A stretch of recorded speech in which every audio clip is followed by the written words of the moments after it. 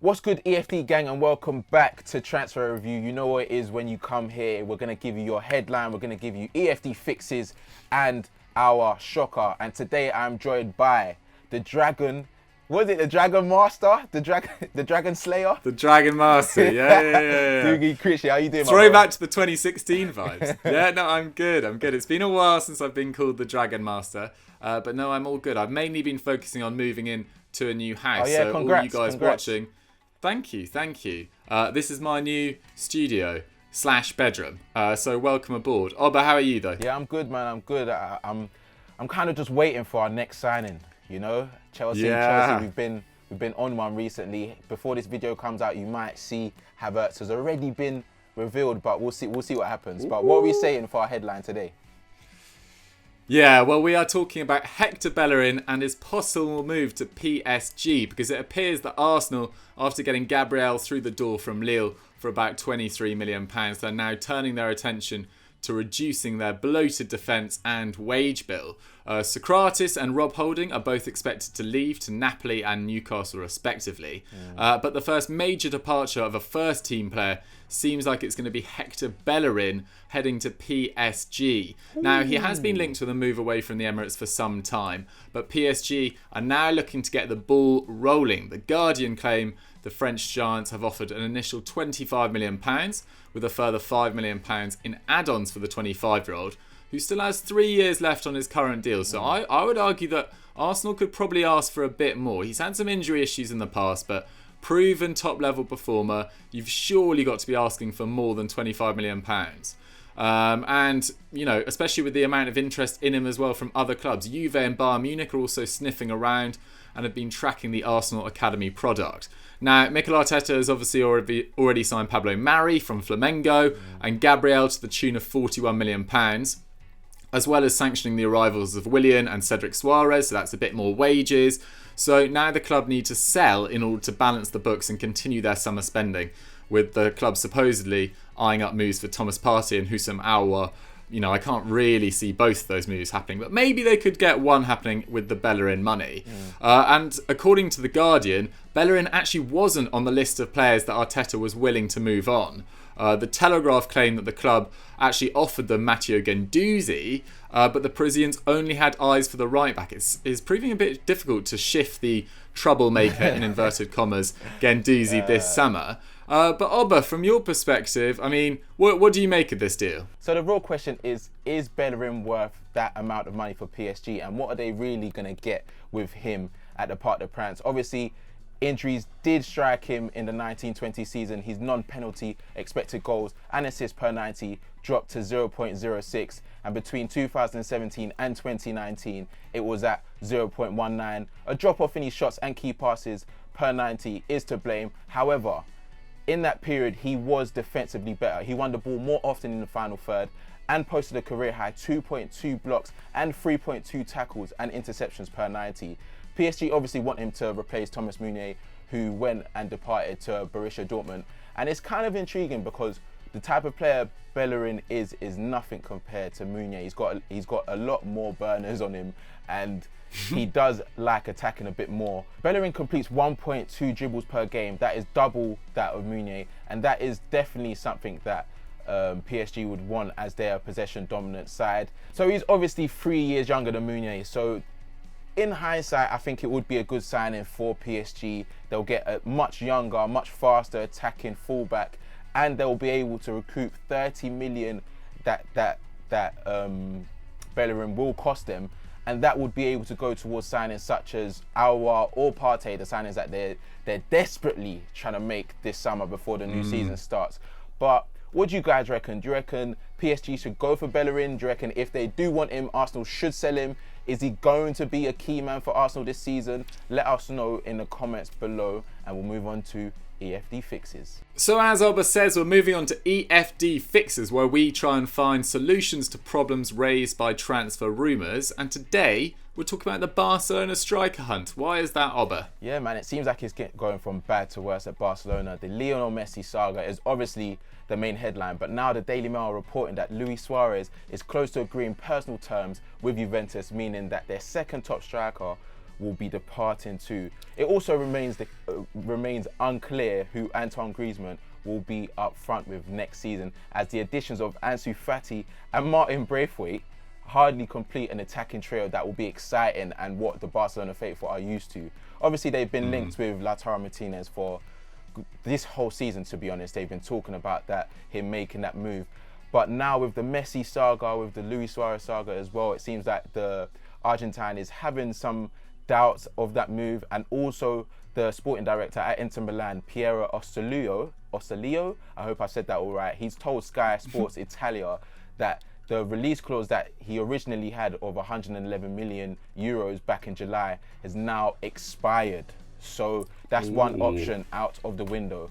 Martinez is also prepared to sign a new deal with the Nerazzurri, ending any talks for Barcelona for good, which begins the question, who can Barcelona actually sign next season? With everything that's going on, what striker, Doogie, will actually be attracted to that club right now?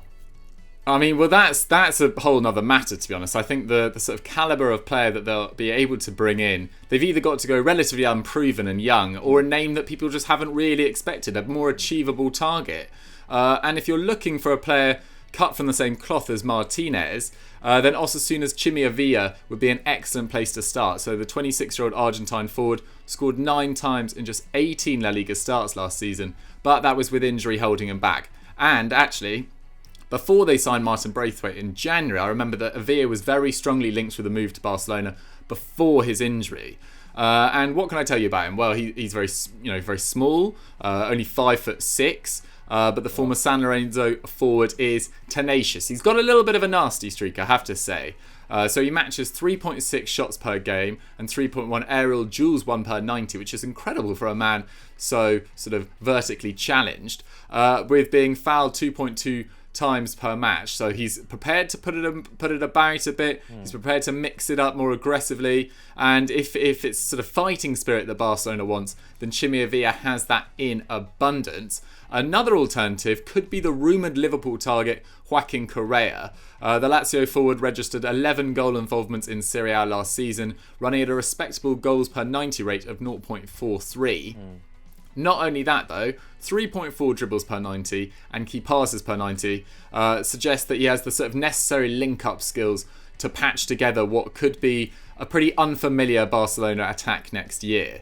You've just got to ask sort of Ciro Immobile, who profited of a lot of his creativity last season on the way to winning that European Golden Boot, what sort of impact he can have. And the Argentines only valued at 30 million euros on Transfermarkt. Finally, 2 sort of more left field shouts in Doniel Malen and Myron Boadu.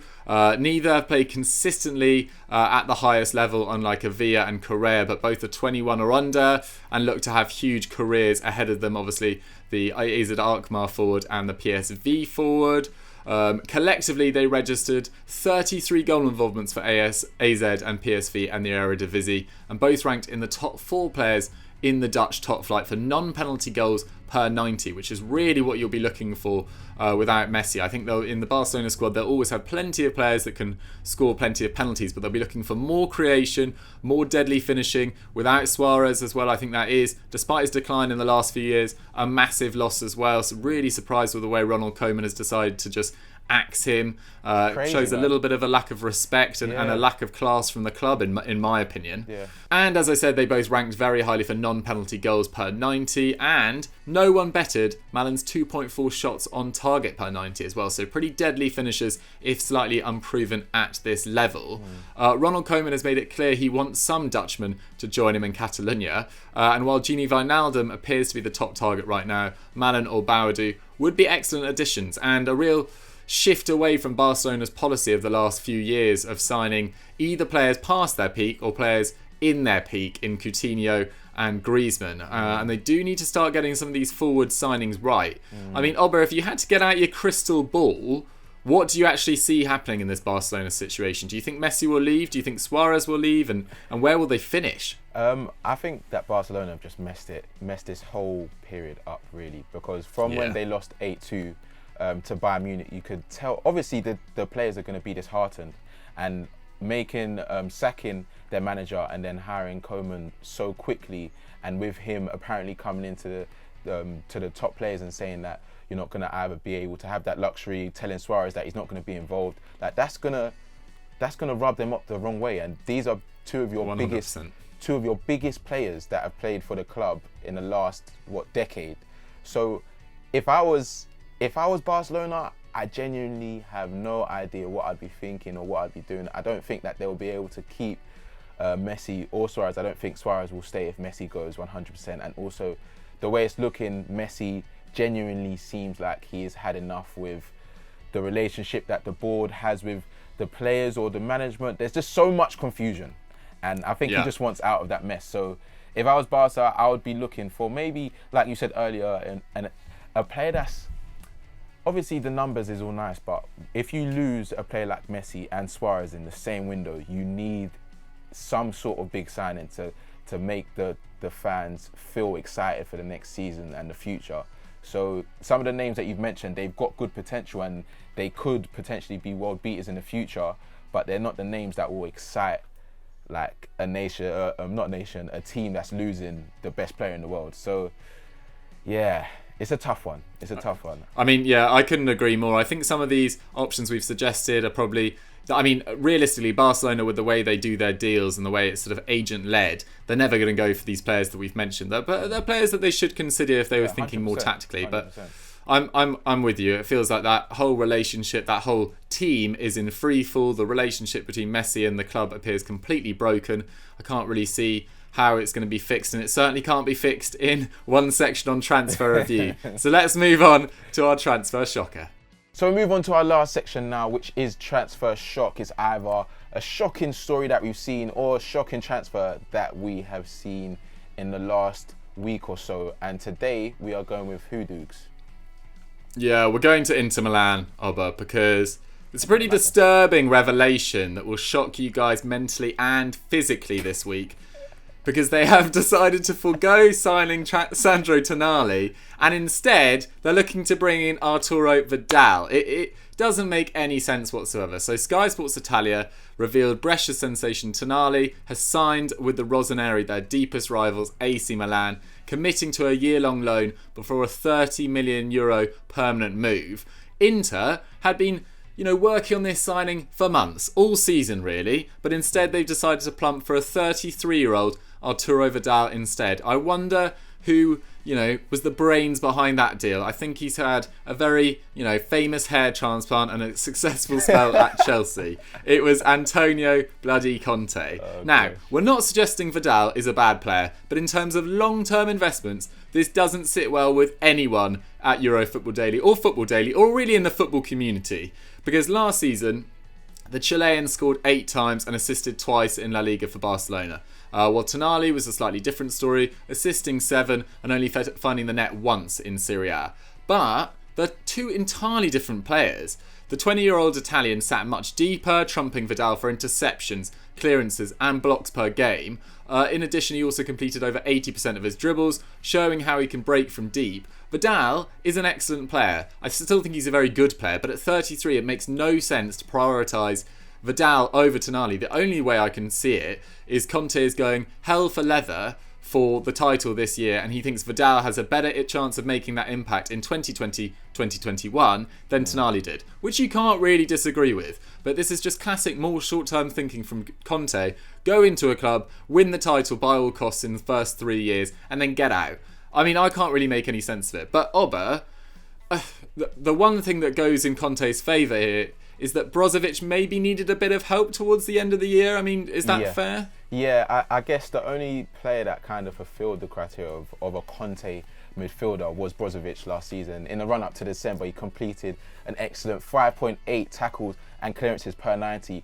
In that period, up to the league's postponement, it did kind of drop to 2.7. You can kind of say that's down to maybe having the burden of having to do that role himself. It was a similar story for his attacking output. His shots and key passes dropped majorly by the end of the season. Put simply, the type of play that he did need next to him was Tonali.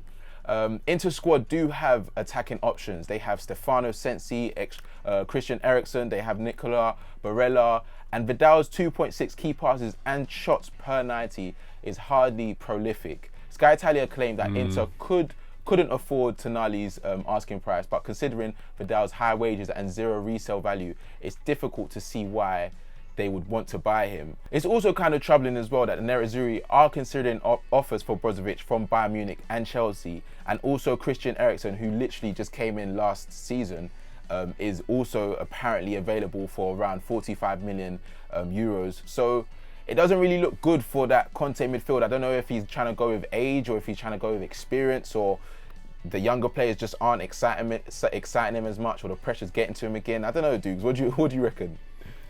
I mean, Conte, as you said, he's always put great value on experience. He's always, put an even bigger value on sort of winning mentality. And Vidal definitely brings a lot of that. He's won wherever he's been. He is still able to contribute effectively to a team in Italy competing for the title. What he won't do is offer you the long-term solution to your midfield for the next 5 or 6 years that Tonali would have. I mean, just the Inter, it's sort of a circus wherever Conte goes, really, because he's so easy to write stories about and he's so combustible that the situation sort of changes week on week. And I just hope that they don't throw away what is a really, really good opportunity to end Juventus's dominance. Yeah, it's kind of strange. What do you guys reckon? Do you think that Conte is getting it all wrong and needs to go back to the drawing board with his signings? Let us know in the comments below, and we might as well end it here, Dukes. Do you have anything that the fans should go and watch or listen to? Yeah, why don't they go over to Football Daily Podcasts and subscribe to the channel first of all, and then listen to the podcast this week, which Henry did with Pat, trying to fix Roma, Southampton and Atletico Madrid, I believe, and they're always a good listen, so go and check them out. Cool. And again, guys, if you have any EFD fixes that you want us to personally do, or any shocking transfers, get to us on Twitter, Instagram. You know our handles. If you don't, we'll put them up. And yeah, we'll see you guys next week. Have a nice week. Bye.